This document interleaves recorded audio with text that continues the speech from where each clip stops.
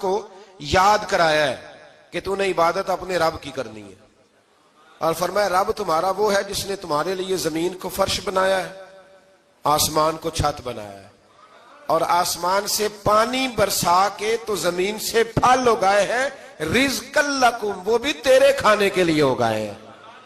وہ جو آسمان سے بارش برسا کے زمین سے سبز اور پھل اگائے ہیں تو وہ بھی تیرے لیے۔ جب سارا کچھ تیرے لیے بنایا تو بھی تو عبادت کرنا اپنے رب کی، پھر کسی کو اس کا شریک نہ ٹھہرا۔ ایک چیلنج بھی کیا قرآن مجید نے اس رکوع کے اندر۔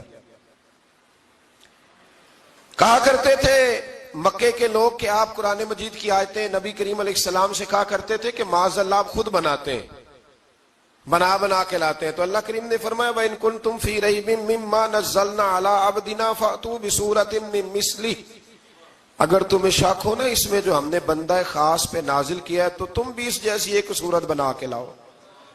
پڑھے لکھے تو تم بھی ہو نا، مکے میں تم بھی رہتے ہو، تو ایک صورت بنا کے لاؤ۔ قرآن مجید ہم سے چھینا گیا ہے سازش کے تحت، اس لیے کہ جس قوم کو قرآن آ جاتا ہے نا پھر کوئی کافر اس کا مقابلہ نہیں کر سکتا۔ دیکھیں نا، اگر کافروں کے پاس جواب ہوتا قرآن پاک کا تو بدر اور احد میں نا کوئی آیت بنا کے لاتے، قرآن کے مقابلے کی تلواریں لے کے نہ آتے، ان کے پاس جواب ہی نہیں تھا۔ اور قیامت تک کسی کافر کے پاس قرآن مجید کا کوئی جواب، قرآن کا کوئی جواب، قسم اللہ کی جواب کوئی نہیں، قرآن کا اس کا کوئی جواب نہیں۔ کیا بات ہے قرآن پاک کی۔ وہ ایک دفعہ مسلمہ کذاب بے ایمان کہنے لگا میں نے بنا لیا ہے قرآن پاک کا جواب، معاذ اللہ۔ جواب کیا بنایا؟ وہ صورت ہے نا القاریۃ ما القاریۃ وما ادراک ما القاریۃ، کھڑکھڑانے والی کیا ہے، کھڑکھڑانے والی تمہیں کیا پتا کیا ہے کھڑکھڑی، قیامت کا ذکر ہے۔ کہنے لگا میں نے اس جیسی صورت بنا لیا، تو کیا بنایا؟ الفیل ملفیل وما ادراک ما الفیل۔ کہنے لگا ہاتھی، تمہیں کیا پتا کیا ہاتھی، تم کیا جانو کیا ہاتھی۔ تو پاس جو اس کے اپنے بیٹھے تھے نا چیلے، وہ کہنے لگے چپ کر جا، سارے زمانے کو پتا ہے ہاتھی کیا ہوتا ہے۔ تو پاگل ہے، اس کے دو کان ہوتے ہیں، ایک سونڈ ہوتی ہے، چار اس کے پیر ہوتے ہیں۔ بیوقوف آدمی قرآن کا مقابلہ کرنا ہے تو وہ چج کے ساتھ کر، پاگلوں کی طرح مقابلہ کرے گا، جوتے کھائے گا بھی، ہمیں بھی پڑھوائے گا۔ تو قرآن مجید کا کوئی مقابلہ کر سکا؟ تو اس آیہ مبارکہ میں اللہ نے کافروں کو یہ کہا اگر مقابلہ نہیں کر سکتے تو پھر اللہ سے ڈرو، ورنہ دوزخ میں ڈالے جاؤ گے، وہ جس کا ایندھن آدمی اور پتھر ہے، اور بنائی بھی کافروں کے لیے گئی ہے۔ اعدت للکافرین، جہنم کس کے لیے بنائی گئی ہے؟ کافروں اور منافقوں کے لیے۔ مسلمانوں کے لیے بنائی گئی، مسلمان مرضی سے چھلانگے لگائیں تو ان کی موج ہے، ورنہ ان کے لیے جہنم، ان کے لیے اللہ نے جنت بنائی ہے۔ اور یہ بات کرتے ہی رب کریم نے فرمایا اے محبوب علیہ السلام مومنوں کو خوشخبری دے دیں کہ اللہ نے ان کے لیے جنت بنائی ہے، اس میں باغات ہیں، انہیں رزق دیا جائے گا کھانے کے لیے، اور اس میں انہیں پاکیزہ بیویاں دی جائیں گی، اور پھر وہ اس میں ہمیشہ رہیں گے، انہیں اس سے نکالا نہیں جائے گا۔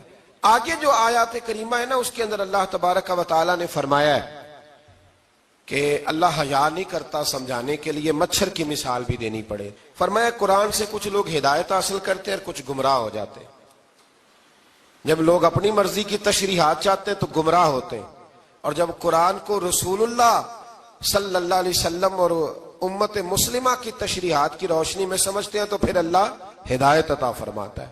پھر اللہ تبارک و تعالیٰ نے آگے ارشاد فرمایا حضرت آدم کی پیدائش کا واقعہ۔ کچھ مفسرین نے لکھا اللہ نے مشورہ کیا تھا فرشتوں سے، وَإِذْ قَالَ رَبُّكَ لِلْمَلَائِكَةِ إِنِّي جَاعِلٌ فِي الْأَرْضِ خَلِيفَةً، لیکن کچھ مفسرین کہتے ہیں کہ اللہ کو ضرورت نہیں فرشتوں سے مشورہ کرنے کی، اللہ نے فرشتوں سے مشورہ نہیں کیا، بلکہ رب نے انہیں آگاہ فرمایا تھا کہ میں لگا ہوں زمین پہ اپنا نائب بنانے، میں خلافت دینے لگا ہوں زمین پہ۔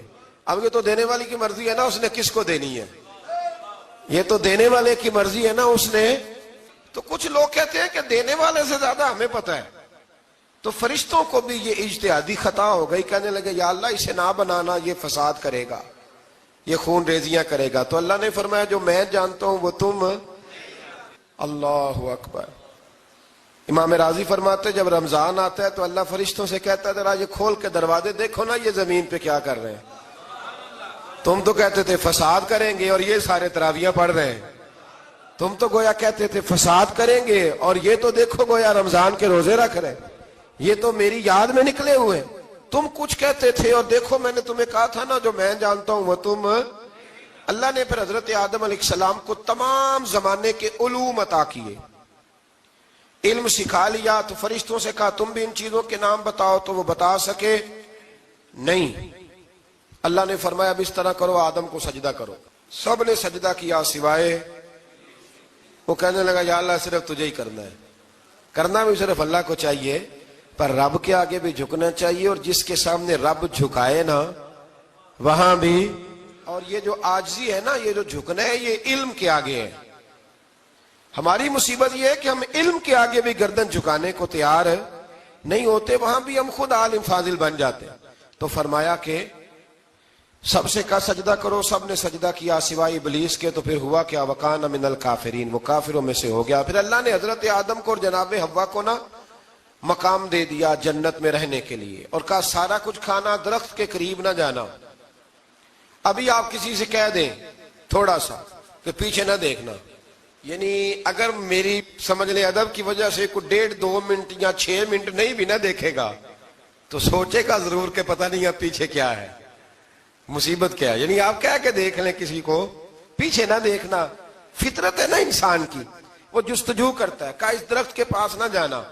تو حضرت حوا سلام اللہ علیہ کہتے ہیں دل میں خیال رہتا تھا کہ آخر ہے کیا درخت کے پاس۔ یہی انسان کا عقیدہ توحید ہے کہ جہاں سے رب منع کر دے وہاں وہ منع ہو جائے، اور یہ ان کی خطا نہیں تھی، یہ اللہ کی حکمت تھی، چونکہ رب نے تو پہلے کہہ دیا تھا بنایا ہی زمین کے لیے، تو یہ تو سارا کچھ ہونا تھا تو زمین پہ آنا تھا نا۔ تو حضرت حوا اور جناب آدم کے پاس شیطان آیا، اب اس کو نکال تو دیا تھا پر ابھی اس کا جنت میں آنا جانا بند نہیں ہوا تھا، یہ بھی اللہ کی حکمت تھی۔ تو وہ کہنے لگا تمہیں پتہ ہے بعد میں مر جاؤ گے؟ تو حضرت حوا کہنے لگی کیا موت بھی آئے گی؟ کہاں، اس کی تکلیف بھی بڑی ہوگی، تو پھر بچیں گے کیسے؟ تو کہنے لگے پھل کھا لو اس درخت کا۔ تو بچنے کے لیے پھل کھایا تھا، جس طرح لوگ آج بہت سارے کام بچنے کے لیے کرتے ہیں پر بچ سکتے، بچنے کے لیے پھل کھایا تو اللہ نے فرمایا زمین پہ چلے جاؤ۔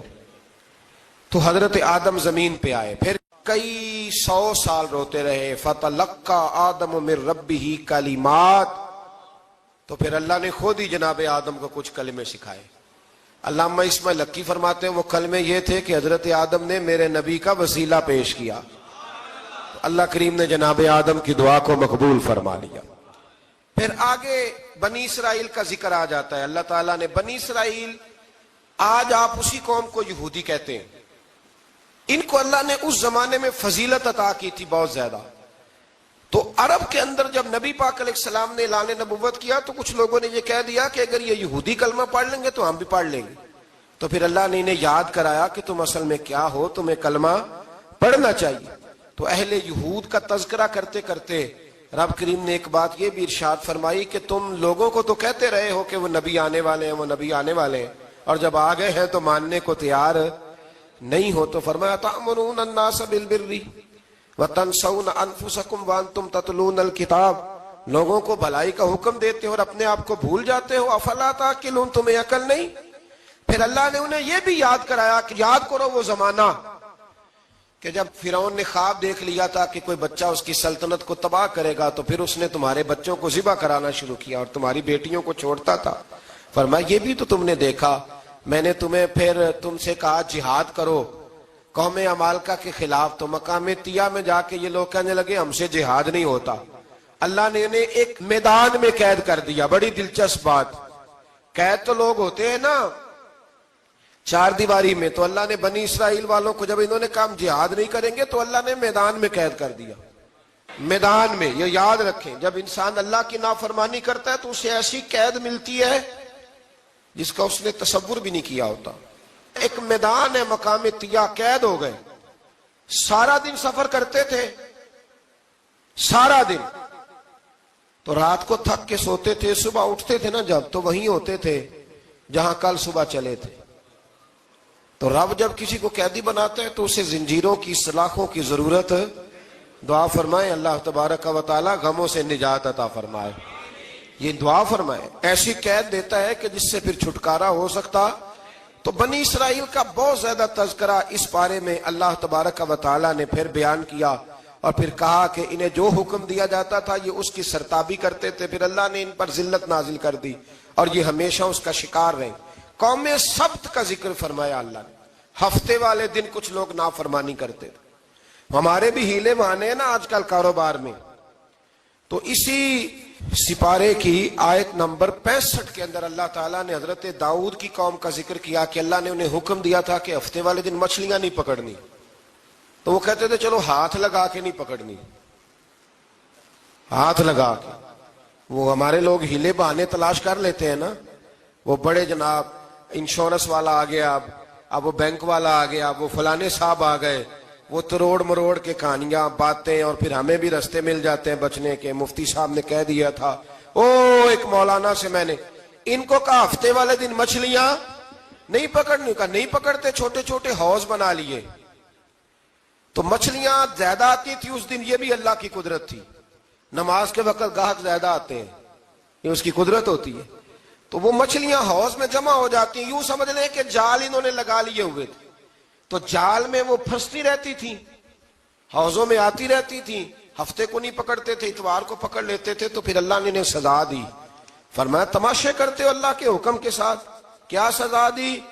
فَقُلْنَا لَهُمْ كُونُوا قِرَادَةً خَاسِئِينَ، فرمایا بندر بن جاؤ دھتکارے ہوئے۔ جو رزق حرام طریقے سے کماتے تھے رب انہیں بندر بنا دیتا تھا۔ ابھی بھی میں نے دیکھے ہیں بڑے بڑے تاجر پاگلوں جیسی زندگی گزار رہے ہیں، نفسیاتی طور پہ سکون نہیں ہے، کروڑوں روپیہ پڑا ہے۔ کیوں؟ اس لیے کہ رب کے بتائے ہوئے طریقے کے مطابق تجارت نہیں کرتے۔ آگے ایک اور دلچسپ بات آ گئی، بنی اسرائیل کے اندر نا ایک شخص نے اپنے چچا کو قتل کر دیا جائیداد کے لیے۔ یہ دیکھیں کب سے لوگ جائیداد کے لیے قتل کرتے آ رہے ہیں۔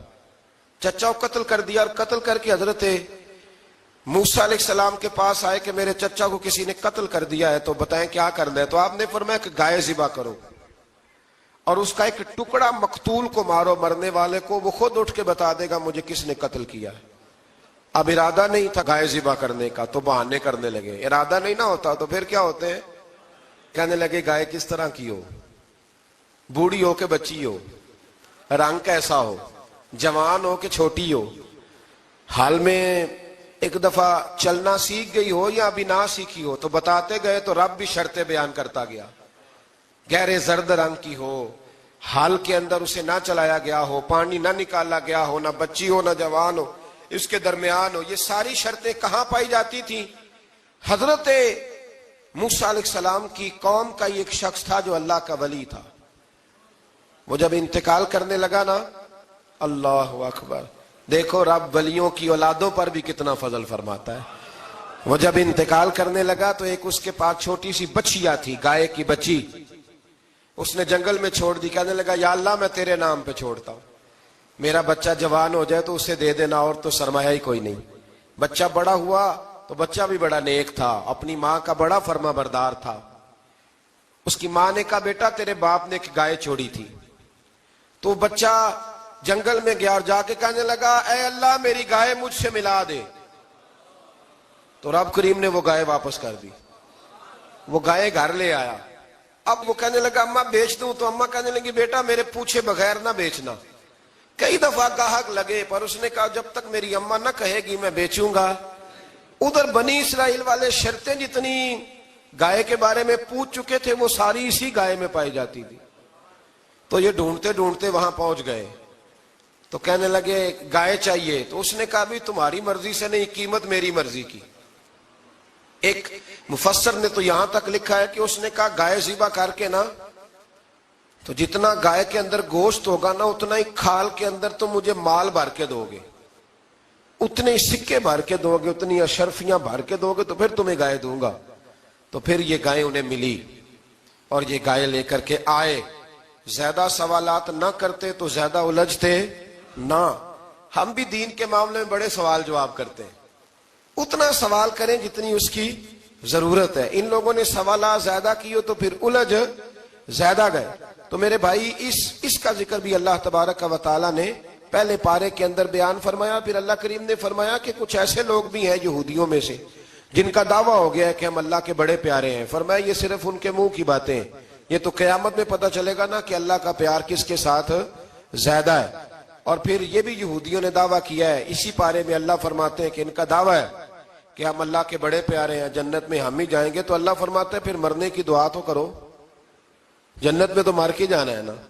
لیکن رب فرماتے ہیں یہ کبھی مرنے کی دعا نہیں کریں گے, اس لیے کہ انہیں پتہ ہے کہ ہم نے آخرت کے لیے کیا بھیجا. لیکن جی پہلا حکم آ گیا یا ایھا الذین آمنوا کہہ کے, پہلی آیت قرآن پاک کی پہلے سپارے میں پہلی آیت جس میں اللہ نے کہا یا ایھا الذین آمنوا. تو پہلا حکم آمنوا کہہ کے آیت نمبر 104 میں جو اللہ نے حکم دیا ہے نا, وہ نبی پاک کی تعظیم کا حکم ہے. پہلا حکم ہی اللہ نے حضور کی عزت اور ناموس کا ارشاد فرمایا. پہلا اس ترتیب کے لحاظ سے وہ ہوا یہ کہ جب نبی پاک کو بات ارشاد کرتے تو صحابہ کرام اٹھ کے عرض کرتے رائینا یا رسول اللہ, حضور سمجھ نہیں آئی ذرا رعایت کر دے. تو یہودیوں کی عبرانی زبان کے اندر نہ ذرا کھینچ کے پڑھتے تھے رائینا, تو اس کا معنی بنتا تھا معاذ اللہ اے ہمارے چرواہے. بکریاں چرانے والے کو بھی وہ رائینا کہتے تھے. تو جب صحابہ یہ کہنے لگے تو اللہ نے منع ہی کر دیا, فرمایا میرے محبوب کے غلاموں اس لفظ کے پیچھے چھپ کے, اس لفظ کے پیچھے چھپ کے لوگ میرے نبی کی بے ادبی کر جاتے ہیں. تو جس لفظ کا کوئی ایک معنی بے ادبی والا بنتا ہو وہ لفظ بھی میرے نبی کے لیے نہ کہو. لفظ وہ والے کہو جس میں کوئی بے ادبی کا معنی نکلے نہ. یہاں لوگوں نے بڑے بڑے لفظ نہیں بول دیے, پھر کہتے میرا مطلب یہ تھا, میرا مطلب وہ تھا. تو نے وہ لفظ بولا کیوں جس کا کوئی غلط مطلب بھی نکل سکتا تھا. اللہ نے فرمایا یا ایھا الذین آمنوا لا تقولوا رائینا, اے ایمان والو رائینا کہو ہی نہ. تو یا اللہ کیا کہیں, فرمایا وقولوا انظرنا, تم کہو یا رسول اللہ ایک نظر فرمائیے. انداز دیکھیے, انظرنا ایک نظر. تو ہمارے بزرگ تو پہلے بڑے پیار والوں نے کہہ دیا یا رسول اللہ انظر حالنا. کہتے کہاں سے لاتے ہو جملے؟ میں نے کہا اللہ کی کتاب سے. یا رسول اللہ انظر حالنا یا حبیب اللہ اسمع قالا. تو تم کہو انظرنا, محبوب نظر کرم کریں, واسمعوا, اور کیا ضرورت ہے دوبارہ پوچھنے کی؟ اللہ کہتا ہے پہلے ہی دھیان سے سنا کرو, پہلے ہی واسمعوا, پہلے ہی احتیاط سے سنو. وللکافرین عذاب علیم, اور کافروں کے لیے دردناک عذاب ہے. لے جی اسی پارے میں اللہ تبارک و تعالیٰ نے پھر اہل یہود کا ذکر کیا. تو یہود کہنے لگے کہ ہم حضرت ابراہیم کے ماننے والے ہیں. تو اللہ کریم نے وہ بھی ذکر کیا کہ میں نے تو ابراہیم کو آزمایا ہے. وَإِذِ ابْتَلَىٰ إِبْرَاهِيمَ رَبُّهُ بِكَلِمَاتٍ فَأَتَمَّهُنَّ, ہم نے ابراہیم کو کچھ چیزوں سے آزمایا ہے, وہ ہماری آزمائش پہ پورے اترے. قَالَ إِنِّي جَاعِلُكَ لِلنَّاسِ إِمَامًا, تو پھر ہم نے انہیں کہا کہ ہم آپ کو پوری دنیا کا امام بنائیں گے. وہ آزمائش کیا تھی؟ آگ میں جانا بھی آزمائش, بیٹے کا نہ ہونا بھی آزمائش, بیٹا ہوا تو پھر اسے وادی غیر ذی زرع ان میں چھوڑ کے آنا بھی آزمائش, بڑا ہوا تو پھر ذبح کرنا بھی آزمائش. فرمایا جہاں جہاں آزمایا ہے نا, ابراہیم ہماری آزمائش میں پورے اترے. فرمایا تو مفت میں حضرت ابراہیم کی اولاد بنتے ہو اور ان کا نام لیتے ہو اور ان کے ساتھ اپنا تعلق بناتے ہو, دیکھو تو صحیح وہ کتنی آزمائشوں سے گزرے. تو اس کا بھی اللہ نے اسی میں ذکر فرمایا. اور پھر وہ بات کرتے تھے حضرت یعقوب کی اور حضرت اسحاق کی. تو فرمایا وہ تو ہمارے اتنے خاص بندے تھے کہ وصال کا وقت بھی انہوں نے اپنی اولادوں کو نصیحت فرمائی تھی کہ اللہ کی توحید پہ قائم رہنا. اس کا ذکر بھی اللہ نے اسی پارے میں بیان فرمایا. اور جو حضرت ابراہیم اور جناب اسماعیل نے کعبہ تعمیر کیا تو اس کا ذکر بھی اللہ تعالیٰ نے اسی پارے میں فرمایا. فرمایا جب وہ کعبہ بنا رہے تھے تو کہہ رہے تھے ربنا تقبل منا, کہہ رہے تھے اے اللہ بنا ہم نے دیا ہے پر مہربانی فرما ہم سے قبول فرما لے. تو جو آیہ کریمہ آخر میں عرض کرنا چاہتا ہوں اس پر بھی تھوڑی توجہ فرمائیں گے تو بات بڑی نکھر کے باہر آئے گی. یہ 16ویں رکوع کے اندر اللہ نے پھر یہود کا اور عیسائیت کا ذکر فرمایا. تو اللہ کریم نے ایک بات ارشاد فرمائی, یہودیوں کے ہاں جب کوئی بچہ پیدا ہوتا تھا پیلے رنگ کے ساتھ اس کو رنگتے تھے, یا کوئی خاص رنگ تھا ان کا, بچہ پیدا ہوتا تو اس پر وہ رنگ چڑھاتے کہ یہ جی ہمارے مذہب کا رنگ ہے. ہمارے ہاں بھی رسمیں ہیں نا اپنی اپنی, معاذ اللہ اپنی اپنی نہیں ہونی چاہیے, اللہ رسول کا حکم ہونا چاہیے. تو یہودیوں کے ہاں بچہ پیدا ہوتا تو ایک خاص رنگ چڑھاتے، عیسائیوں کے ہاں پیدا ہوتا تو وہ بھی ایک خاص رنگ چڑھاتے. تو مسلمانوں کے ہاں بچے پیدا ہوئے تو انہوں نے بھی توجہ کی کہ یہ کیا ہو رہا ہے. تو رب کریم نے فرمایا صبغۃ اللہ، رنگ اللہ کا ہی ہے. ومن احسن من اللہ صبغہ، اور فرمایا اللہ کے رنگ سے زیادہ خوبصورت کس کا رنگ ہو سکتا ہے. اللہ کا رنگ کیا ہے؟ لا الہ الا اللہ محمد الرسول اللہ صلی اللہ علیہ. فرمایا نیلے پیلے کالے رنگ نہ چڑھاؤ، اپنے ذہن پر توحید و رسالت کا رنگ چڑھاؤ. یہ سب سے بہترین رنگ ہے. اگر تمہارے ذہنوں پر رب رسول کی توحید کا رنگ چڑھ گیا تو یہ وہ والا رنگ ہے، پھر تمہیں کسی اور رنگ کی طرف جانے کی ضرورت نہیں پڑے گی. تو فرمایا رنگ وہ پیدا کرو جو توحید کا ہے، رسالت کا ہے، اس رنگ کی توجہ کرو. قرآن مجید کے اس پارے میں اللہ کریم نے مختلف باتیں بیان کر کے آخری رکوع میں یہ جو رنگ کا ذکر فرمایا نا، تو یہ لگتا ہے پورے پارے کا خلاصہ ہے کہ رب کریم نے فرمایا اصل بات یہ ہے کہ تمہاری سوچوں پہ رب رسول کی توحید و رسالت کا رنگ ہونا چاہیے. ہر وقت بچہ پیدا ہو، کوئی دنیا سے جائے تو رنگ کس کا ہونا چاہیے؟ اللہ رسول کے. اور فرمایا رب تمہارا وہ ہے جس نے تمہارے لیے زمین کو فرش بنایا ہے، آسمان کو چھت بنایا ہے، اور آسمان سے پانی برسا کے تو زمین سے پھل اگائے ہیں رزقا لکم، وہ بھی تیرے کھانے کے لیے اگائے ہیں. وہ جو آسمان سے بارش برسا کے زمین سے سبز اور پھل اگائے ہیں تو وہ بھی تیرے لیے. جب سارا کچھ تیرے لیے بنایا تو بھی تو عبادت کرنا اپنے رب کی، پھر کسی کو اس کا شریک نہ ٹھہرا. ایک چیلنج بھی کیا قرآن مجید نے اس رکوع کے اندر. کہا کرتے تھے مکے کے لوگ کہ آپ قرآن مجید کی آیتیں نبی کریم علیہ السلام سے کہا کرتے تھے کہ معاذ اللہ آپ خود بناتے ہیں، بنا کے لاتے ہیں. تو اللہ کریم نے فرمایا وَإِن كُنتُمْ فِي رَيْبٍ مِّمَّا نَزَّلْنَا عَلَىٰ عَبْدِنَا فَأْتُوا بِسُورَةٍ مِّن مِّثْلِهِ، اگر تمہیں شک ہو نا اس میں جو ہم نے بندہ خاص پہ نازل کیا ہے تو تم بھی اس جیسی ایک صورت بنا کے لاؤ. پڑھے لکھے تو تم بھی ہو نا، مکے میں تم بھی رہتے ہو، تو ایک صورت بنا کے لاؤ. قرآن مجید ہم سے چھینا گیا ہے سازش کے تحت، اس لیے کہ جس قوم کو قرآن آ جاتا ہے نا پھر کوئی کافر اس کا مقابلہ نہیں کر سکتا. دیکھیں نا اگر کافروں کے پاس جواب ہوتا قرآن پاک کا تو بدر اور احد میں نا کوئی آیت بنا کے لاتے قرآن کے مقابلے کی، تلواریں لے کے نہ آتے. ان کے پاس جواب ہی نہیں تھا. اور قیامت تک کسی کافر کے پاس قرآن مجید کا کوئی جواب، قرآن کا کوئی جواب، قسم اللہ کی جواب کوئی نہیں قرآن کا، اس کا کوئی جواب نہیں. کیا بات ہے قرآن پاک. وہ ایک دفعہ مسلمہ کذاب بے ایمان کہنے لگا میں نے بنا لیا قرآن پاک کا جواب. معاذ اللہ. جواب کیا بنایا؟ وہ صورت ہے نا القاریۃ ما القاریۃ وما ادراک ما القاریۃ، کھڑکھڑانے والی کیا ہے، کھڑکھڑانے والی تمہیں کیا پتا کیا ہے کھڑکھڑی، قیامت کا ذکر ہے. کہنے لگا میں نے اس جیسی صورت بنا لیا. تو کیا بنایا؟ الفیل مل فیل وما ادراک ما الفیل. کہنے لگا ہاتھی، تمہیں کیا پتا کیا ہاتھی، تم کیا جانو کیا ہاتھی. تو پاس جو اس کے اپنے بیٹھے تھے نا چیلے، کہنے لگے چپ کر جا، سارے زمانے کو پتا ہے ہاتھی کیا ہوتا ہے. تو پاگل ہے، اس کے دو کان ہوتے ہیں، ایک سونڈ ہوتی ہے، چار اس کے پیر ہوتے ہیں. بیوقوف آدمی قرآن کا مقابلہ کرنا ہے تو کچھ چج کے ساتھ کر، پاگلوں کی طرح مقابلہ کرے گا، جوتے کھائے گا بھی ہمیں بھی پڑھوائے گا. تو قرآن مجید کا کوئی مقابلہ کر سکا؟ تو اس آیہ مبارکہ میں اللہ نے کافروں کو یہ کہا اگر مقابلہ نہیں کر سکتے تو پھر اللہ سے ڈرو، ورنہ دوزخ میں ڈالے جاؤ گے. وہ جس کا ایندھن آدمی اور پتھر ہے، اور بنائی بھی کافروں کے لیے گئی ہے. اعدت للکافرین، جہنم کس کے لیے بنائی گئی ہے؟ کافروں اور منافقوں کے لیے. مسلمانوں کے لیے بنائی گئی. مسلمان مرضی سے چھلانگے لگائیں تو ان کی موج ہے، ورنہ ان کے لیے جہنم، ان کے لیے اللہ نے جنت بنائی ہے. اور یہ بات کرتے ہی رب کریم نے فرمایا اے محبوب علیہ الصلوۃ والسلام مومنوں کو خوشخبری دے دیں کہ اللہ نے ان کے لیے جنت بنائی ہے، اس میں باغات ہیں، انہیں رزق دیا جائے گا کھانے کے لیے، اور اس میں انہیں پاکیزہ بیویاں دی جائیں گی، اور پھر وہ اس میں ہمیشہ رہیں گے، انہیں اس سے نکالا نہیں جائے گا.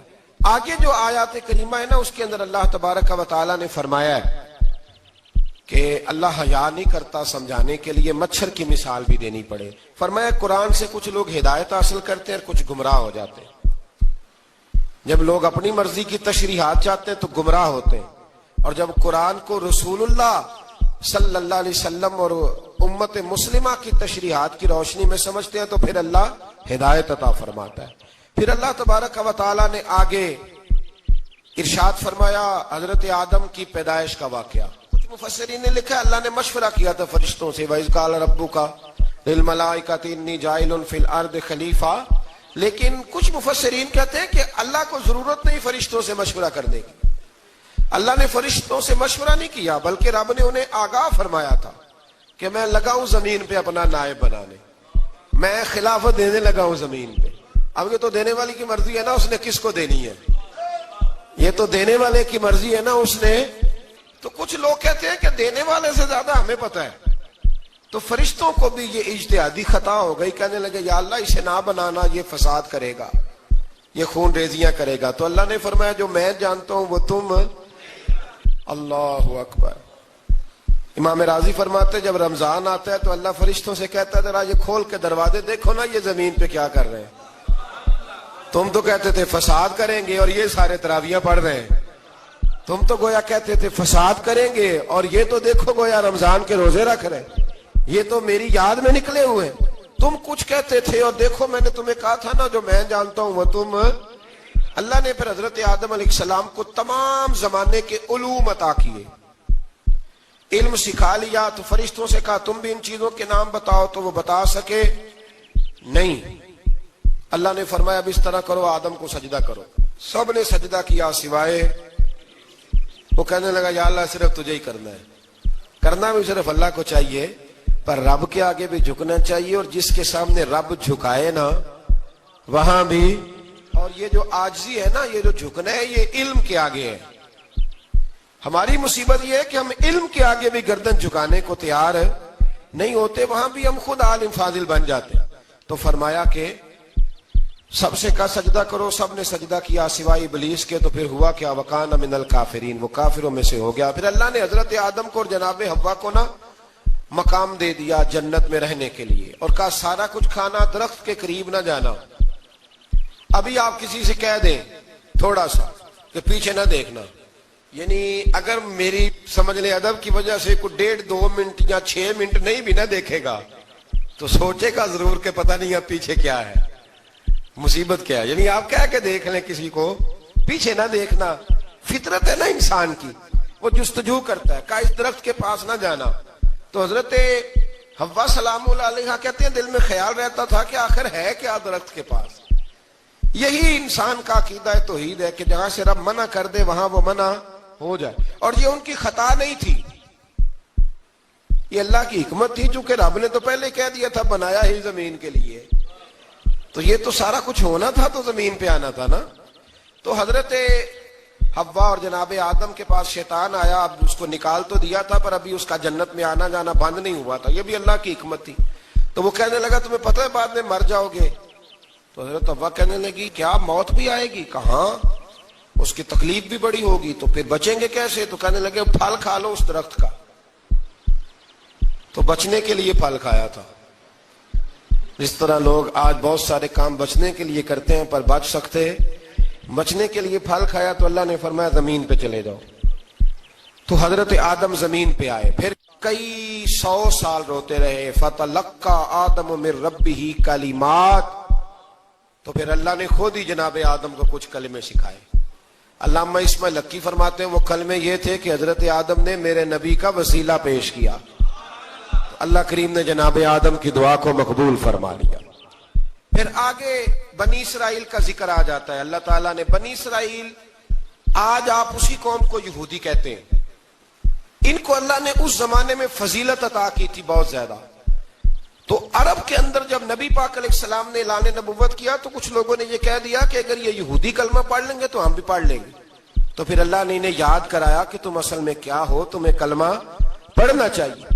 تو اہل یہود کا تذکرہ کرتے کرتے رب کریم نے ایک بات یہ بھی ارشاد فرمائی کہ تم لوگوں کو تو کہتے رہے ہو کہ وہ نبی آنے والے ہیں، وہ نبی آنے والے ہیں، اور جب آ گئے ہیں تو ماننے کو تیار نہیں ہو۔ تو فرمایا تأمرون الناس بالبر وتنسون انفسکم وانتم تتلون الکتاب، لوگوں کو بھلائی کا حکم دیتے ہو اور اپنے آپ کو بھول جاتے ہو۔ افلا تعقلون، تمہیں عقل نہیں؟ پھر اللہ نے انہیں یہ بھی یاد کرایا کہ یاد کرو وہ زمانہ کہ جب فرعون نے خواب دیکھ لیا تھا کہ کوئی بچہ اس کی سلطنت کو تباہ کرے گا، تو پھر اس نے تمہارے بچوں کو ذبح کرانا شروع کیا اور تمہاری بیٹیوں کو چھوڑتا تھا۔ فرمایا یہ بھی تو تم نے دیکھا، میں نے تمہیں پھر تم سے کہا جہاد کرو قوم عمالقہ کے خلاف، تو مقام طیہ میں جا کے یہ لوگ کہنے لگے ہم سے جہاد نہیں ہوتا۔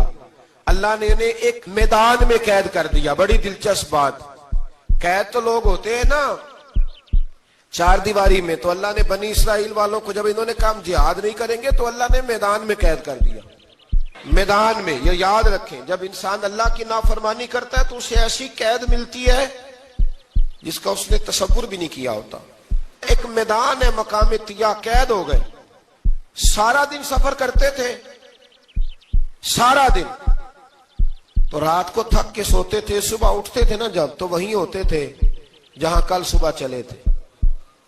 تو رب جب کسی کو قیدی بناتا ہے تو اسے زنجیروں کی، سلاخوں کی ضرورت ہے۔ دعا فرمائے اللہ تبارک و تعالی غموں سے نجات عطا فرمائے، یہ دعا فرمائے۔ ایسی قید دیتا ہے کہ جس سے پھر چھٹکارا ہو سکتا۔ تو بنی اسرائیل کا بہت زیادہ تذکرہ اس پارے میں اللہ تبارک و تعالی نے پھر بیان کیا، اور پھر کہا کہ انہیں جو حکم دیا جاتا تھا یہ اس کی سرتابی کرتے تھے، پھر اللہ نے ان پر ذلت نازل کر دی اور یہ ہمیشہ اس کا شکار رہے۔ قوم سبت کا ذکر فرمایا اللہ نے، ہفتے والے دن کچھ لوگ نافرمانی کرتے، ہمارے بھی ہیلے بہانے ہیں نا آج کل کاروبار میں۔ تو اسی سپارے کی آیت نمبر 65 کے اندر اللہ تعالیٰ نے حضرت داؤد کی قوم کا ذکر کیا کہ اللہ نے انہیں حکم دیا تھا کہ ہفتے والے دن مچھلیاں نہیں پکڑنی، تو وہ کہتے تھے چلو ہاتھ لگا کے نہیں پکڑنی، ہاتھ لگا کے۔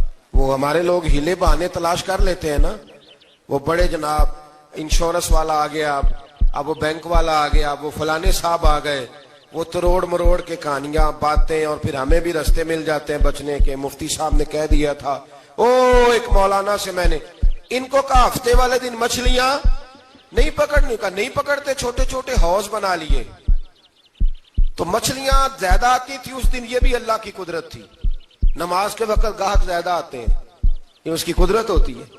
تو وہ مچھلیاں حوض میں جمع ہو جاتی ہیں، یوں سمجھ لیں کہ جال انہوں نے لگا لیے ہوئے تھے، تو جال میں وہ پھنستی رہتی تھی، حوضوں میں آتی رہتی تھی، ہفتے کو نہیں پکڑتے تھے، اتوار کو پکڑ لیتے تھے، تو پھر اللہ نے انہیں سزا دی۔ فرمایا تماشے کرتے ہو اللہ کے حکم کے ساتھ، کیا سزا دی؟ فَقُلْنَا لَهُمْ كُونُوا قِرَادَةً خَاسِئِينَ، فرمایا بندر بن جاؤ دھتکارے ہوئے۔ جو رزق حرام طریقے سے کماتے تھے رب انہیں بندر بنا دیتا تھا۔ ابھی بھی میں نے دیکھے ہیں بڑے بڑے تاجر پاگلوں جیسی زندگی گزار رہے ہیں، نفسیاتی طور پہ سکون نہیں ہے، کروڑوں روپیہ پڑا ہے۔ کیوں؟ اس لیے کہ رب کے بتائے ہوئے طریقے کے مطابق تجارت نہیں کرتے۔ آگے ایک اور دلچسپ بات آ گئی، بنی اسرائیل کے اندر نا ایک شخص نے اپنے چچا کو قتل کر دیا جائیداد کے لیے۔ یہ دیکھیں کب سے لوگ جائیداد کے لیے قتل کرتے آ رہے ہیں۔ چچا کو قتل کر دیا، اور قتل کر کے حضرت موسیٰ علیہ السلام کے پاس آئے کہ میرے چچا کو کسی نے قتل کر دیا ہے، تو بتائیں کیا کرنا ہے؟ تو آپ نے فرمایا کہ گائے ذبح کرو، اور اس کا ایک ٹکڑا مقتول کو مارو، مرنے والے کو، وہ خود اٹھ کے بتا دے گا مجھے کس نے قتل کیا ہے۔ اب ارادہ نہیں تھا گائے ذبح کرنے کا تو بہانے کرنے لگے۔ ارادہ نہیں نہ ہوتا تو پھر کیا ہوتے ہیں؟ کہنے لگے گائے کس طرح کی ہو، بوڑھی ہو کہ بچی ہو، رنگ کیسا ہو، جوان ہو کہ چھوٹی ہو، حال میں ایک دفعہ چلنا سیکھ گئی ہو یا ابھی نہ سیکھی ہو، تو بتاتے گئے تو رب بھی شرطیں بیان کرتا گیا۔ گہرے زرد رنگ کی ہو، حال کے اندر اسے نہ چلایا گیا ہو، پانی نہ نکالا گیا ہو، نہ بچی ہو نہ جوان ہو، اس کے درمیان ہو۔ یہ ساری شرطیں کہاں پائی جاتی تھی؟ حضرت موسیٰ علیہ السلام کی قوم کا ایک شخص تھا جو اللہ کا ولی تھا۔ وہ جب انتقال کرنے لگا نا، اللہ اکبر، دیکھو رب ولیوں کی اولادوں پر بھی کتنا فضل فرماتا ہے۔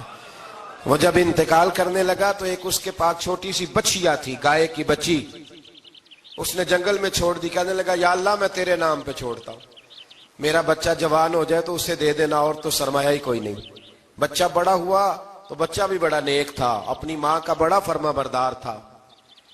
اس کی ماں نے کہا بیٹا تیرے باپ نے ایک گائے چھوڑی تھی، تو بچہ جنگل میں گیا اور جا کے کہنے لگا اے اللہ میری گائے مجھ سے ملا دے، تو رب کریم نے وہ گائے واپس کر دی۔ وہ گائے گھر لے آیا، اب وہ کہنے لگا اما بیچ دوں، تو اما کہنے لگی بیٹا میرے پوچھے بغیر نہ بیچنا۔ کئی دفعہ گاہک لگے پر اس نے کہا جب تک میری اما نہ کہے گی میں بیچوں گا۔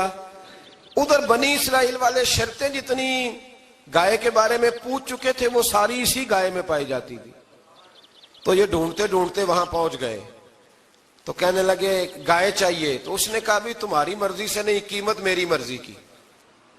ایک مفسر نے تو یہاں تک لکھا ہے کہ اس نے کہا گائے ذبح کر کے نا، تو جتنا گائے کے اندر گوشت ہوگا نا اتنا ہی کھال کے اندر تو مجھے مال بھر کے دو گے، اتنے ہی سکے بھر کے دو گے، اتنی اشرفیاں بھر کے دو گے تو پھر تمہیں گائے دوں گا۔ تو پھر یہ گائے انہیں ملی اور یہ گائے لے کر کے آئے۔ زیادہ سوالات نہ کرتے تو زیادہ الجھتے نہ۔ ہم بھی دین کے معاملے میں بڑے سوال جواب کرتے ہیں، اتنا سوال کریں جتنی اس کی ضرورت ہے۔ ان لوگوں نے سوالات زیادہ کیے تو پھر الجھ زیادہ گئے۔ تو میرے بھائی اس کا ذکر بھی اللہ تبارک و تعالیٰ نے پہلے پارے کے اندر بیان فرمایا۔ پھر اللہ کریم نے فرمایا کہ کچھ ایسے لوگ بھی ہیں یہودیوں میں سے جن کا دعویٰ ہو گیا ہے کہ ہم اللہ کے بڑے پیارے ہیں۔ فرمایا یہ صرف ان کے منہ کی باتیں ہیں، یہ تو قیامت میں پتہ چلے گا نا کہ اللہ کا پیار کس کے ساتھ زیادہ ہے۔ اور پھر یہ بھی یہودیوں نے دعویٰ کیا ہے، اسی پارے میں اللہ فرماتے ہیں کہ ان کا دعویٰ ہے کہ ہم اللہ کے بڑے پیارے ہیں، جنت میں ہم ہی جائیں گے۔ تو اللہ فرماتے ہیں پھر مرنے کی دعا تو کرو، جنت میں تو مر کے جانا ہے نا۔ لیکن رب فرماتے ہیں یہ کبھی مرنے کی دعا نہیں کریں گے، اس لیے کہ انہیں پتہ ہے کہ ہم نے آخرت کے لیے کیا بھیجا۔ لیکن جی پہلا حکم آ گیا یا ایھا الذین آمنوا کہہ کے، پہلی آیت قرآن پاک کی پہلے سپارے میں پہلی آیت جس میں اللہ نے کہا یا ایھا الذین آمنوا، تو پہلا حکم آمنوا کہہ کے۔ آیت نمبر 104 میں جو اللہ نے حکم دیا ہے نا وہ نبی پاک کی تعظیم کا حکم ہے۔ پہلا حکم ہی اللہ نے حضور کی عزت اور ناموس کا ارشاد فرمایا۔ پہلا اس ترتیب کے لحاظ سے وہ ہوا یہ کہ جب نبی پاک کو بات ارشاد کرتے تو صحابہ کرام اٹھ کے عرض کرتے رائینا یا رسول اللہ، حضور سمجھ نہیں آئی ذرا رعایت کر دے۔ تو یہودیوں کی عبرانی زبان کے اندر نہ ذرا کھینچ کے پڑھتے تھے رائینا، تو اس کا معنی بنتا تھا معاذ اللہ اے ہمارے چرواہے، بکریاں چرانے والے کو بھی وہ رائینا کہتے تھے۔ تو جب صحابہ یہ کہنے لگے تو اللہ نے منع ہی کر دیا، فرمایا میرے محبوب کے غلاموں اس لفظ کے پیچھے چھپ کے لوگ میرے نبی کی بے ادبی کر جاتے ہیں، تو جس لفظ کا کوئی ایک معنی بے ادبی والا بنتا ہو وہ لفظ بھی میرے نبی کے لیے نہ کہو، لفظ وہ والے کہو جس میں کوئی بے ادبی کا معنی نکلے نہ۔ یہاں لوگوں نے بڑے بڑے لفظ نہیں بول دیے، پھر کہتے میرا مطلب یہ تھا، میرا مطلب وہ تھا، تو تو نے وہ لفظ بولا کیوں جس کا کوئی غلط مطلب بھی نکل سکتا تھا۔ اللہ نے فرمایا یا ایھا الذین آمنوا لا تقولوا رائینا، اے ایمان والو رائینا کہو ہی نہ۔ تو یا اللہ کیا کہیں؟ فرمایا وقولوا انظرنا، تم کہو یا رسول اللہ ایک نظر فرمائیے، انداز دیکھیے، انظرنا ایک نظر۔ تو ہمارے بزرگ تو پہلے بڑے پیار والوں نے کہہ دیا یا رسول اللہ انظر حالنا، کہتے کہاں سے لاتے ہو جملے؟ میں نے کہا اللہ کی کتاب سے، یا رسول اللہ انظر حالنا یا حبیب اللہ اسمع قالا، تو تم کہو انظرنا محبوب نظر کرم کرے، واسمعوا، اور کیا ضرورت ہے دوبارہ پوچھنے کی؟ اللہ کہتا ہے پہلے ہی دھیان سے سنا کرو، پہلے ہی واسمعوا، پہلے ہی احتیاط سے سنو، وللکافرین عذاب علیم، اور کافروں کے لیے دردناک عذاب ہے۔ لے جی اسی پارے میں اللہ تبارک و تعالیٰ نے پھر اہل یہود کا ذکر کیا۔ تو یہود کہنے لگے کہ ہم حضرت ابراہیم کے ماننے والے ہیں، تو اللہ کریم نے وہ بھی ذکر کیا کہ میں نے تو ابراہیم کو آزمایا ہے، وَإِذِ ابْتَلَىٰ إِبْرَاهِيمَ رَبُّهُ بِكَلِمَاتٍ فَأَتَمَّهُنَّ، ہم نے ابراہیم کو کچھ چیزوں سے آزمایا ہے، وہ ہماری آزمائش پہ پورے اترے۔ قَالَ إِنِّي جَاعِلُكَ لِلنَّاسِ إِمَامًا، تو پھر ہم نے انہیں کہا کہ ہم آپ کو پوری دنیا کا امام بنائیں گے۔